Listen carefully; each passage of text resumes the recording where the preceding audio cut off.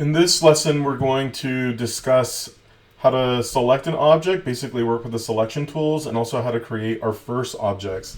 So first of all, let's zoom in and focus on the toolbar. So you'll notice that I have this set up in two columns, and we have a little divider right here. This separates this cluster of iconography versus this cluster. This first cluster of iconography, these are selection tools. And if you hover over the icons, it should give us a description of what they are called. So for example, this one's called our direct select tool, this one's called my selection tool, magic wand, and lasso tool. One of the things that I should mention is that when I describe the software, I usually describe the software in a way that would make sense to a first-time user. I also put a lot of value and emphasis on the tools that I think are really important. If I go over something really quickly, it's because you're probably not going to use it a whole lot, or in some cases I might even explicitly say that. I might say, you know, this tool, I never use it, this is what it does, I want to move on. But if it's something that's really important, I'm really going to stay there and sort of discuss it for a greater period of time, and I might even say that as well, like this is a really important tool, you should really pay attention to this. So with that being said, the first tool that we have here is probably the most important tool in the toolbar. This is our selection tool. What selection does is it allows me to select an item that I've created, isolate it from the rest of the document, and then it allows, once I select it, I can do something with it. Once you select something, you can alter the way that it looks, or you can change its position, but basically I have to select it to do something with it. So the black arrow is our primary selection tool. Now the hotkey for that is V. Now to the right of that, you'll notice we have a white arrow. This is called the direct select tool, which is A. So V and A are the hotkeys for these two selection tools. We will go over the direct select tool later, but for now I want to focus on just the standard selection tool. So I'm going to have that selected for now, and you'll notice that I don't have anything in my document, so I don't have anything to select. So I need to create something.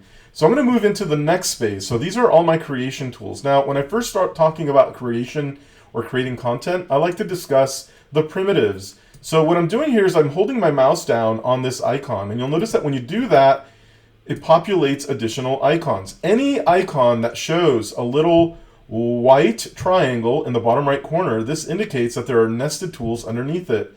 So for that reason, I know that I have other tools available under this, what's called ellipse tool. It looks like a little circle. So if I do the same thing on this tool that looks like a brush, I hold my mouse down on it, you're going to notice that there's another brush nested with it. So back to the primitives. So these are primitives. You'll notice that they're named based on the shape of the graphic that it will create. You'll notice that when you hold your mouse down on it, it populates all the rest. And you'll also notice that there's a little bar on the right. So this allows me to tear away all of the icons. So I'm going to go ahead and click on that bar, and it's going to tear that whole set away.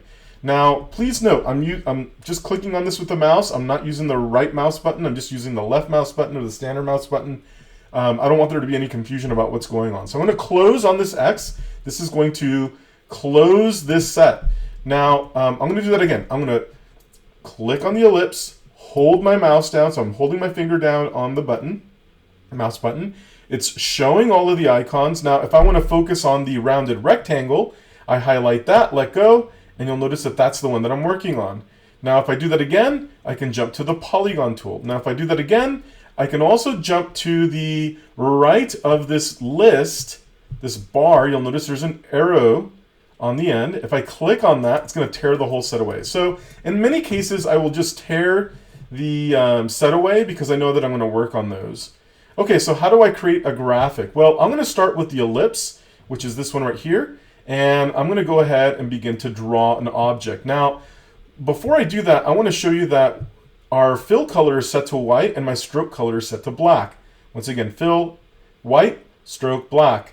Now, I can swap these with this arrow right here. Okay, I can swap those.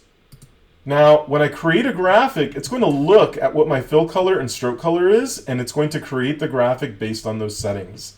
Okay, so let me go ahead and create an ellipse. Now, I'm holding my mouse down. I haven't let go. I'm holding my finger down, and as I drag my finger and the mouse around in the workspace, you'll notice that I get this blue line. Now, this blue line is called an edge, and as I manipulate the mouse, it's manipulating the shape. This is a potential shape, and it won't create the shape until I release it. So I'm going to go ahead and release right now. So you'll notice it drew an ellipse. Let's do that again. I'm going to hold my mouse down. And this is a potential shape. It won't release the shape, or it won't reveal the shape until I let go of the mouse. Now that I let go of the mouse, it creates the ellipse. Now, if I do this again, but I hold Shift, you'll notice that it will create a shape at a 1-to-1 ratio. Now, I've been told that in the 2019 version that by default, all of the shapes are at a 1-to-1 ratio, and it's actually the opposite of the 2018 version. In 2018, you would hold Shift to create a non-symmetrical primitive. So either way, hold Shift to either release or lock the 1-to-1 ratio. But the idea here is that when I select one of the primitives, I'm basically seeing a potential shape until I let go of the mouse. Once I let go of the mouse, it releases and creates the shape. So now I have a number of shapes in my document. Now, how do I select these shapes? I select the shapes with the black arrow. So I'm going to click on the black arrow, and I'm going to click on the edge of this object. So once I click on that object, it highlights it. Once it's highlighted, I can move it to a new location. I can also click on this box around the object. This is called a bounding box. This is a visual aid. Visual aids live under the view menu. So if I click on the view menu, I want to make sure that bounding box is on. Now, if your menus say hide, that means it's actually on. It's either going to say hide or show. In other words, it's going to toggle the feature. If it says hide, it means it's activated. If it says show, it means it's off. So I know that might sound a little confusing, but that's basically the logic that's assigned to some of these visual aids. So visual aids are features in the software that basically enable me or help me to draw something, but they're not the object itself. So a bounding box, this is a visual aid. The bleed, this is a visual aid. If I hit Command R, that will toggle the rulers. If I hit Command R again, that's going to toggle the rulers off. So Command R on, Command R off. I believe that if you're on a PC, it might be Control R for a lot of these hotkeys. All right, so a lot of the hotkeys in the software are either a character on its own, or it's going to be the command key with a character of some sort. So Command R will toggle the rulers on and off. So once again, a ruler is a visual aid, so I can also find that feature under the view menu, and you're going to see there's rulers, and I should be able to hide or show the rulers by clicking on there. So back to selection. If I click on the object, I can select it, and now I can do something with it. Now, this is the bounding box. You'll notice that there's a series of little boxes around the perimeter of it. This will allow me to change the shape. So after I've drawn the shape, I can go back in and alter it. Okay. Now, if I hover over the corner, you'll notice that the bounding box will give me this sort of rounded double arrow. There's an arrowhead on either side. This is rotation, and you'll notice that as I'm rotating this, I can rotate at a specific degree. Now you'll notice that the software is giving me these degree increments. These degree increments are driven by another visual aid called Smart Guides. Excuse me. So there they are, Smart Guides. So I'm going to go ahead and rotate this. So another thing that I can do with my selection tool, oh, by the way, if you have something selected, how do you deselect? Well, you can go to the select menu and select deselect, or you can go to the select menu and activate the hotkey Shift Command A.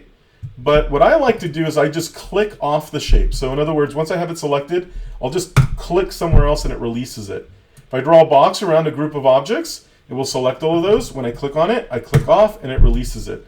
So to recap here, you create shapes or these primitives by selecting the icon that you want to work with.